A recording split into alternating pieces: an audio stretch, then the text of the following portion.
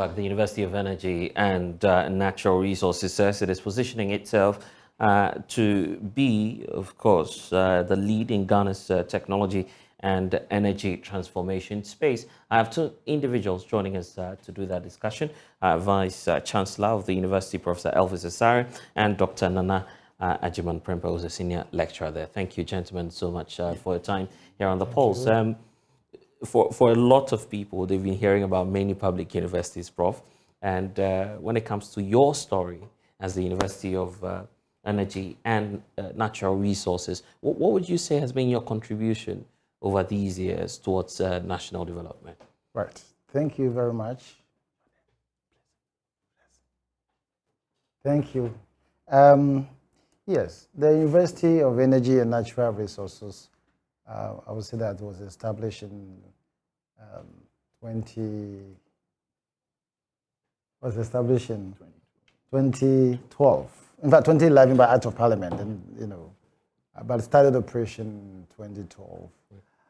The mandate is to produce a critical mass, manpower for energy and natural resource sectors of the economy. And I would say that the university has actually performed well, creditably well, so significant to the national development. In terms of energy, right, I would say that. I mean, the university being the only university of energy, Google, the only university of energy in the South region. In the sub-region? In the sub-region. Not just here in the country, right. What it means is that others, like in Ghana here, there are other institutions that run programs in energy. But we have, some programs, right, okay. But we have the name of the University of Energy and Natural Resources. We have schools of energy. And we have one other center, that is the Center for African Center of Excellence for right. Energy and Environmental Sustainability. Right. Now, let's see, in terms of achievement, if you consider, we have one area like, in terms of the University of Energy and Natural Resources has been selected in consortium with Sunyan Devinka University and Kumasi Tenka University and Energy Foundation to run one of the three sustainable energy centers in Ghana under the Millennium Development Authority and the Millennium Challenge Compact. They have an aspect, a component of sustainable energy and a demand side compact aspect of it, of this Millennium Compact. So we are supposed to train energy auditors and certify. So training and certification of energy auditors for energy efficiency, and other energy, renewable energy services. And this, the University of Energy and Natural Resources, is, as I told you, part of this. Have been selected to play a role, which means we are contributing significantly to national development. Not only that, if you consider, we in 2018, we ran a program on the Chinese South-South Cooperation. And the idea is to also, with the objective, supported by the Chinese government. And the idea is to ensure energy efficiency and to combat climate change in the developing world, So the idea is to provide energy efficient product and to some of the communities. And in fact, I would say areas where the national grid, cannot cover. We provide solar street lights. Oh, you're already doing that? Oh, yes, we've done that. In fact, we've done that we have police, we have done that to some other institutions, and in the southern part and northern belt, we've done that a lot, these inland areas. And these are university. So solar home system, solar street light, all this have been provided to, and this project is also in collaboration with Ministry of Energy. Right. So right away, we are contributing significantly. And that is one area. In terms of solar taxi, we are talking about solar taxi. They need to also reduce emission. And through a project with a German institution, also involved in this solar taxi project, where using of electrical energy, so as to reduce emissions, so that is. So this is a complete project that you're running. Yes, that is it. Just positioning you. That is true. And so these are all aspects of, as I speak to you now, University of Energy and Natural Resources is collaborating with the private sector called Tapcon Energy. And what we're trying to do is to, we are developing a hybrid of solar and hydropower along the Tyne River. And this is the first time we have tertiary institution collaborating with the private sector to produce energy, which is a hybrid of solar energy and hydropower. And that's very significant. And Dr. Ananajuman, I'll come back to you, Prof, but Dr. Ananajuman, you have also been doing a lot in the classrooms as well. From what Prof is saying, how are you positioning the students, the products you churn out, to also flow in that vision that you have as an institution? Yeah, thank you very much, and thank you to your viewers. Right. Yeah, from the classroom perspective, possibly maybe I will take my department, for instance. We run quite a number of programs at the University of Energy and Natural Resources. My department, for instance, we run the Climate Change and Sustainable Development Program. And through this program, students are being introduced into cutting-edge courses that could help achieve the purpose and the mandate of the university. Yeah. So, for instance, I'm interested in some of the projects you're running. The solar project, for instance, Prof was talking about. Do you have anything more that you're planning in the? Yes. Another area that we also be working on, also with support with the GIZ from Germany. We also been running, solar-powered irrigation project, and the idea is to, if you look at most of the irrigation fields areas, they have to use generator to power for the irrigation process. But this one, you're going to use solar powered. So we are talking of renewable energy. We are interested in renewable energy to reduce this carbon emissions and all that.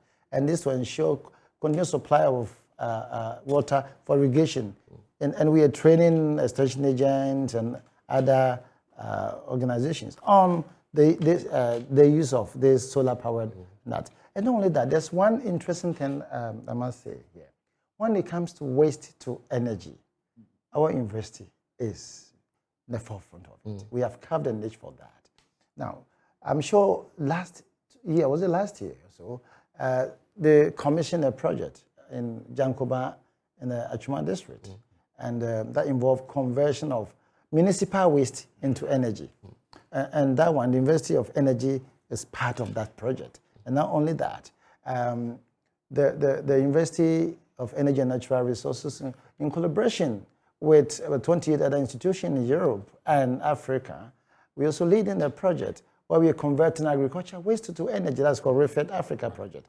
And we're going to, in fact, this is going to, we're going to even establish a plant at Sola in the northern region. In the northern region, yes, where we are going to produce energy from this one. Not only that, this one is led by Spain, institution from Spain. Then there's another project, which is a Level Up project. And the Level Up project also going to convert both all plant product, both agricultural waste, horticultural waste, forestry waste product, and all that, also into energy. And we already cut a sort to establish a plant on campus at Uenr, Sunyane, where we're going to produce energy, and that will make us even self-sustainable. In terms of even as an institution. Yes, even as an institution. So that means we are doing that. Now, in so doing, we are managing environmental-related issues. You understand? And so environmental issues being managed. Right. And not only that you're also marking your 10th anniversary. Yes. Let's get into that as well, because a lot of people are excited to see that over the 10-year period you've done a lot. Do you have a plan? I think I should put that to Dr. Nanachiman. Do you have a plan in place to mark the event this year? Yes, thank you very much. Actually, the celebration started way back last year. Oh, But due to COVID and these other related issues, we had to kind of wrap up this year. So the anniversary was actually launched last year, March, in 2022, where we had some government officials joining us to set this whole anniversary ablaze. And amongst the key activities that we had during the celebration had been some health work and health campaigns within our catchment area. We also had our maiden inaugural lecture. right. Yes, by one of our seasoned professor who is well vested in chemical sciences. We've also had another inaugural lecture by another seasoned professor in applied geology. Right. Amongst other things, we've also had some games with other sister universities around our region. Again, we've also had some engagement with media and other foreign partners. And now we are almost at the verge of wrapping up with our celebration come Saturday, that is the 1st of April.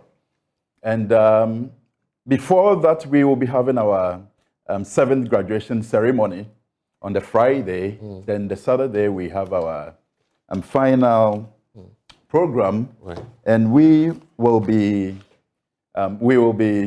having special guests like the Vice President, Alhaji Dr. Mahmoud Baumia.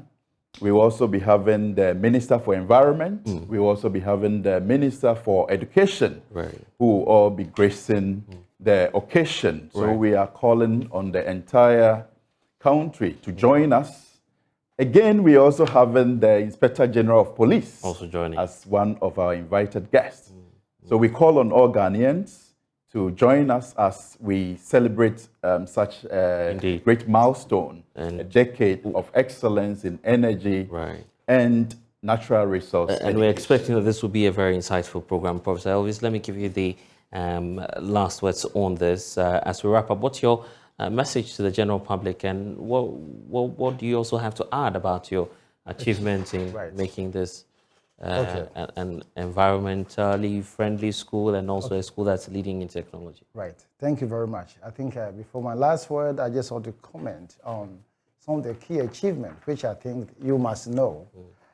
First, when it comes to climate science, climate-related work, the University of Energy and Natural Resources, just this last month, Yeah.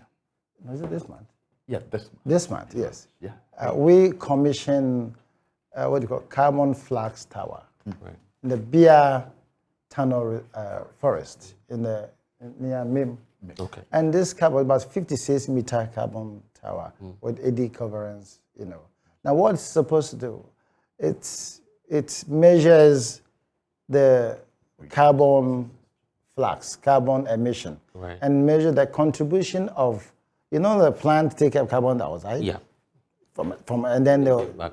and then they give oxygen. And you know, we're talking about climate change, and the climate change, carbon dioxide in the air.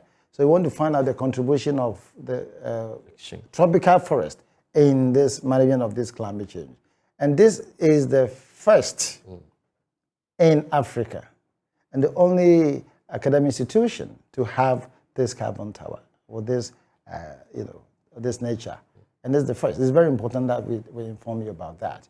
And not only that, the university also have advanced fire information system. We developed a software that can even detect wildfire across the entire West Africa sub-region. And the city, you can able to even monitor. And we are working, because of the, we are working on even with the, having a relationship with fire service and all that. We are working on that. Yeah. Okay, maybe because of time. Yeah, because of time. So now what I would say that I want to thank you very much. This university, what I say is that University of Energy and Natural Resources is well positioned and is contributing significantly to, management of energy and natural resources in Ghana. And it's a place to be, and therefore welcome the potential students and parents to just come to University of Energy and Natural Resources. Right. And Prof, we're so grateful that you've been able to spend some time with us here in studio. Also to Dr. Nana Jiman for joining us. And